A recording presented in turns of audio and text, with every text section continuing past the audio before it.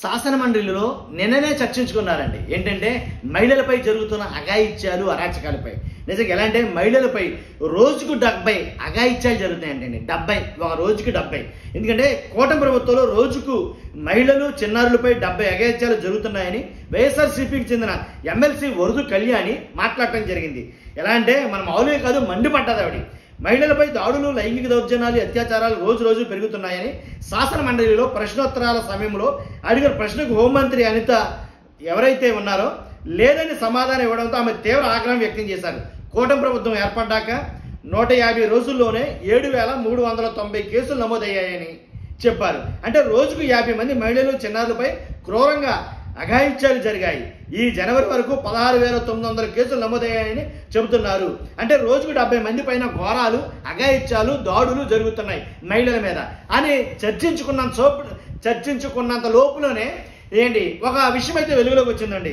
ఎలాగంటే ఒక బాలిక మీద పరీక్ష రాసిన తర్వాత, ఎగ్జామ్ రాసి 10వ తరగతి పరీక్ష రాసిన తర్వాత తల్లిదండ్రులు మందలించారనే నెపంతో, తల్లిదండ్రులు మందలించడంతో 9వ తారీఖున ఏంటి తన స్నేహితురాలి ఇంటి వద్దకు వెళ్ళిన ఎవరైతే స్నేహితురాలి ఇంటికి వెళ్తున్నాడో తనను ఒంటరిగా ఉండడం చూసి తనతో పాటే పరీక్ష రాసినటువంటి ఒక వ్యక్తి ఎలా అంటే బంధువుల ఇంటికి వచ్చి ఒంటరిగా బయటకు వచ్చిన ఒక బాలికపై 7 యువకులు, 7 కాదు 8 యువకులు అత్యాచారానికి పాల్పడిన ఘటనపై అంత దారుణం అనమాట ఇది. ఎలా అంటే దాదాపు 4 రోజుల పాటు ఆమెను నిర్బంధించి అఘాయిత్యానికి పాల్పడిన తర్వాత తీసుకొచ్చి నడు రోడ్డుపై వదిలేశారు. కృష్ణా జిల్లా గన్నవరం మండలం వీరపనేని గూడెం పోలీసుల కథనం ఏంటంటే కనుక ఈ యనమండుగురు ఎవరైతే ఈ నెల 9న ఎన్టీఆర్ జిల్లా జి కొండూరుకు చెందిన బాలిక ఇంచుమించు 14 సంవత్సరాలు ఎన్టీఆర్ మహిళలతో కలిసి పక్కింటి మహిళతో కలిసి వీరపనేని కూడా వచ్చింది. ఈ నెల 13న అక్కడ ఒక వివాదం తలెత్తడంతో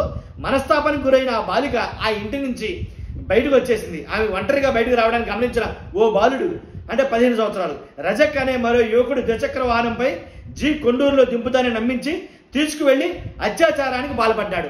నీకేం పర్వాలేదు, నేను తీసుకెళ్తాను, నేను దింపుతానని బండి మీద తీసుకెళ్లి వాళ్ళిద్దరు అత్యాచారానికి పాల్పడ్డారు. తర్వాత ఆ అమ్మాయిని వాళ్ళిద్దరు పాడు చేయటమే కాకుండా ఆ అమ్మాయిని మళ్ళీ అనిల్ జితేంద్ర అనే వారి వద్దకు తీసుకెళ్లారు. వాళ్ళ వద్దకు తీసుకెళ్తా పాటు వాళ్ళు కూడా పాడు చేయడంతో మళ్ళీ వాళ్ళిద్దరు కాకుండా వారు కూడా ఆమెపై దారుణాన్ని ఒడిగట్టిన తర్వాత అనంతరం ఎవరైతే కేసరపల్లికి చెందిన అనిల్ హర్షవర్ధన్ అనే మరో యువకులు లైంగిక దాడికి పాల్పడ్డారు.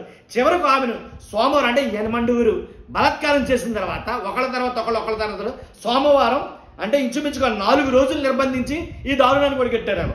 ఏంటి సోమవారం ఒక ఆటో డ్రైవర్లు తీసుకొచ్చి ఎన్టీఆర్ జిల్లాలో మాచవరంలో వదిలేశారు. ఆ అమ్మాయిని మాచవరంలో వదిలేసిన తర్వాత ఆటో డ్రైవర్ ఆమెను గమనించి వివరాలు కనుక్కొని మాచవరం రాణాకు తీసుకెళ్లి అప్పగించాడు. బాలిక మాట్లాడలేని స్థితిలో ఉండడంతో పోలీసులు ప్రభుత్వ ఆసుపత్రికి తరలించారు. అర్థమైంది కదండి. ఇద్దరు తర్వాత యనమండుగురు ఒకే బాలికని పాడు చేయడం అంటే సామాన్యుడు అంత దుర్మార్గంగా ఉన్నారు చాలా మంది.